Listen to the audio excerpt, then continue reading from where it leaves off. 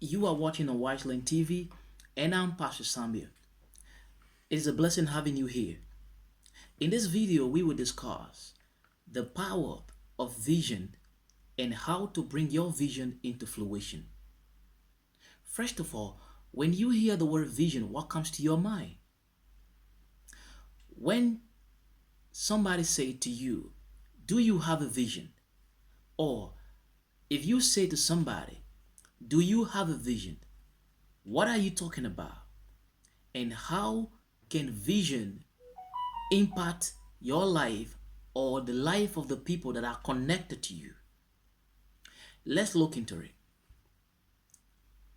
The Bible says in Habakkuk chapter 2, God spoke to the prophet Habakkuk. But this was a conversation that took place between God and Habakkuk the prophet.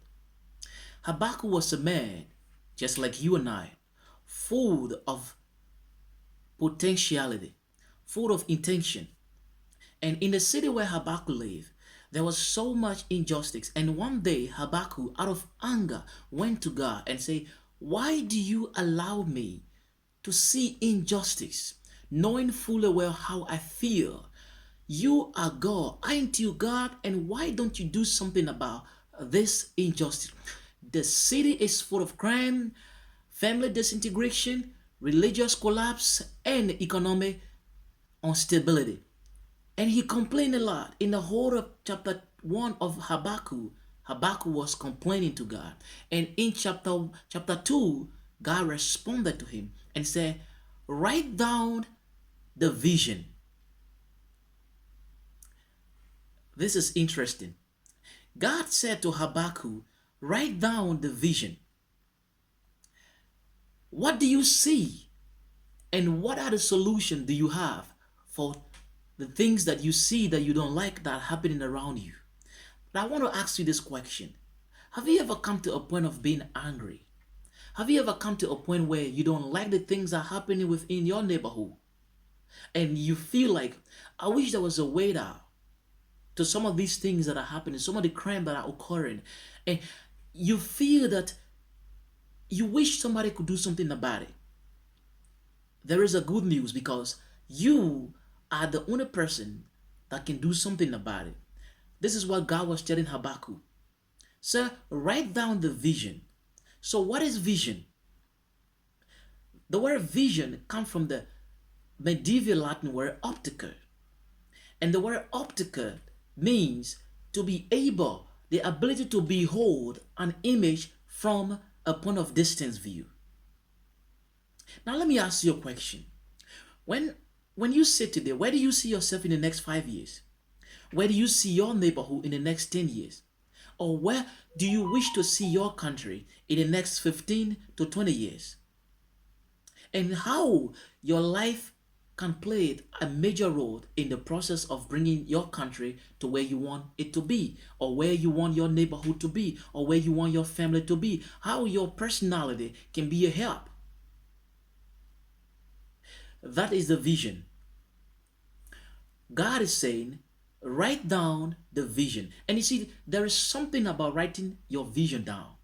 When you write your vision down, it is like bringing yourself under an obligation. It's like a self-imposed obligation that you are going to live by.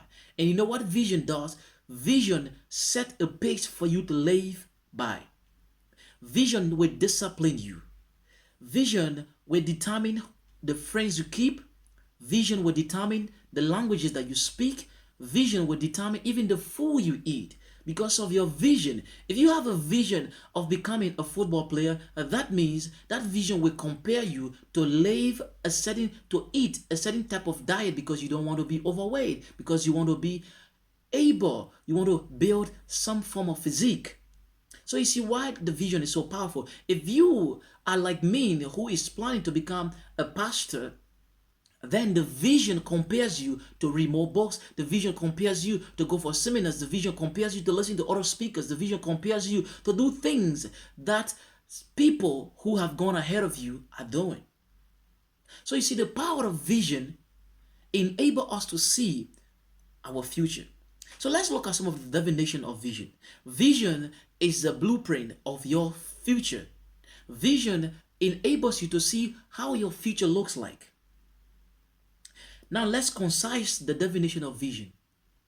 Vision is the ability to see beyond the natural eyes. In another word, vision is the function of sight.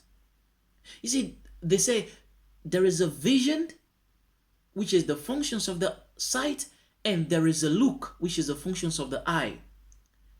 And the Bible makes us to understand that we ought not to live according to the things that we see, because for the things that we see are temporal, but we ought to set our faith and hope on the things that which we do not see, because the things which we do not see are eternal. What the Bible is trying to say there is that we should live by vision and not by our mere eyes, because the eyes are the things that see. The things that the eyes see are temporal, are transient, but vision is eternal. Vision is permanent. So when you see beyond your physical boundary, your physical horizon, then you are tapping into vision. Vision enables you to see beyond your status. Let's take for example, everything that you are today, it is called the fact. It is a fact that you have to go to school in order to become the person you want to be. It is a fact that for you to be wise, you have to do some other things and be able to keep up with the system. But the truth of the matter is your life has been designed and it has been orchestrated by God, and that is going to be, no matter what happened, God has set a pace that you will live up to. It does not matter whose opinion matter. It does not matter who opinion. It does not matter who say this. It does not matter what your society believe about you. But God has set a pace that you are going to live by. That is vision. And the day you are able to grasp or to have a glimpse of that pace that God has set for you, that is the vision. The vision reveals your destination. The vision reveals what we call destiny. Vision enables you to see into your tomorrow. Now, let me tell you how you can be able to maximize your vision and bring it to fruition. First of all, you must have what is called imagination. Okay, imagination is the functions of the cognitive tissue, or the cognitive faculty, which is called the mind. And the mind is a faculty that comprises of series of neurological functionality, which include thinking, reasoning, intuitions, and you just name it.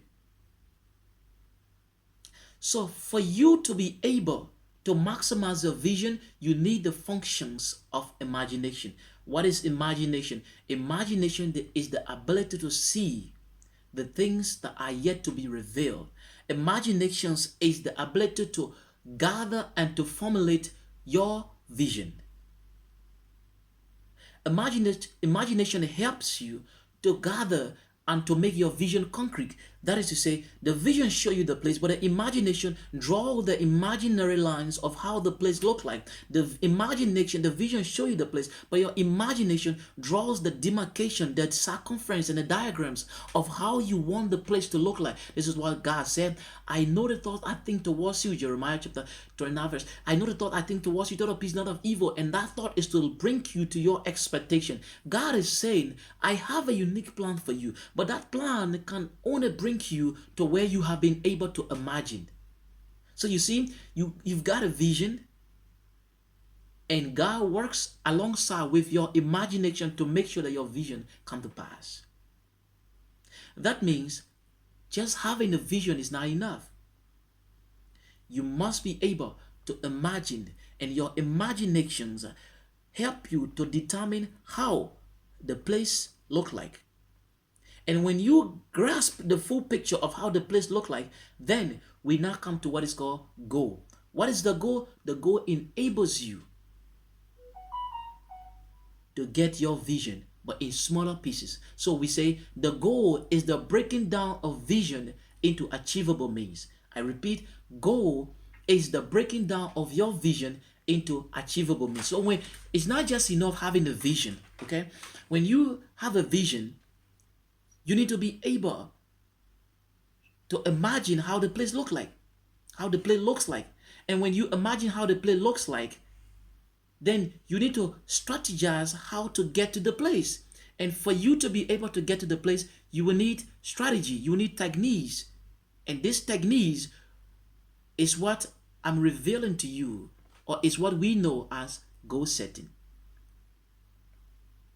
So we got vision, we got imaginations or affirmations, and we got goal setting. Let's talk a little bit about goal setting.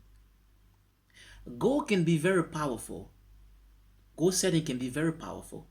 And if goal is not set rightfully, it can also weaken your self-esteem or your self-confidence on your journey to fulfilling your vision.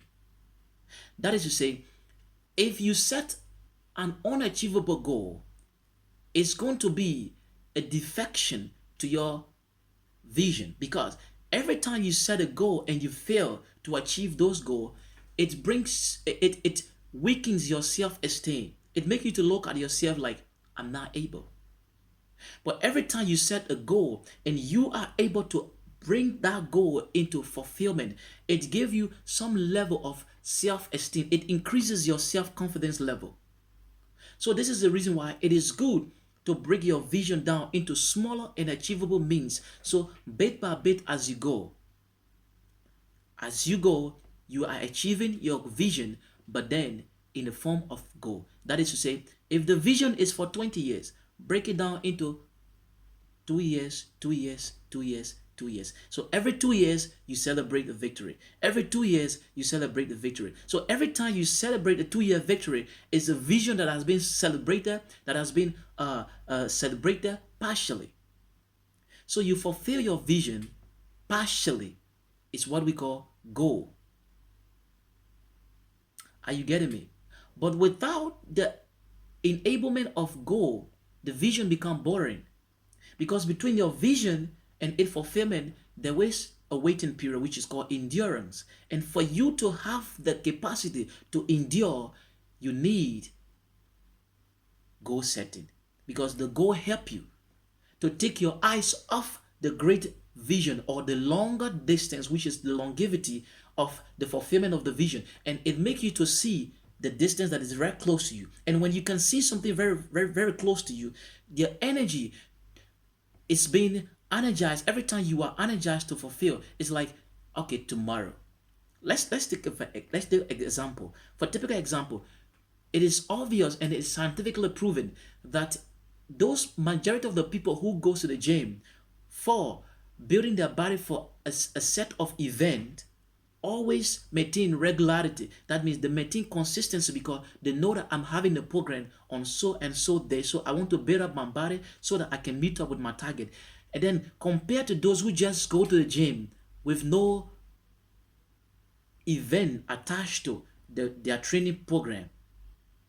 Are you getting me? So if you are going to the gym and you say, I'm going to go to the gym because my birthday is on the 15th of next month, and by the time it is the 15th of next month, I want my physique to look very uniquely. You see, you always have the energy to go to the gym because you know the time is getting closer. The time is getting closer. But if you just go to the gym, you say, let me just keep going to the gym so that in 30 years' time, I will look better. You soon get weaker because why? There is nothing motivating you. So attach event to the fulfillment of your dream into smaller pieces is what we call goal setting. In 2 years' time, I want to see this happen. That is the energy. In 1 year time, I want to see that I will have done this. So as the year is getting closer to the ending, your energy level increases and you compare yourself to make sure that this is accomplished. That is called self-discipline. So goal setting, self-discipline. Self-discipline enhance and fulfill the goal. The goal fulfill the imaginations which aids in long term fulfilling what is called vision. I hope this video resonates with you. And if it do, please make it known by leaving your comment below. Hit the subscription button for us. Share it and let us know what you think about this video. Once again, You are watching from Watchland TV, and it is our pleasure having you here. See you next time.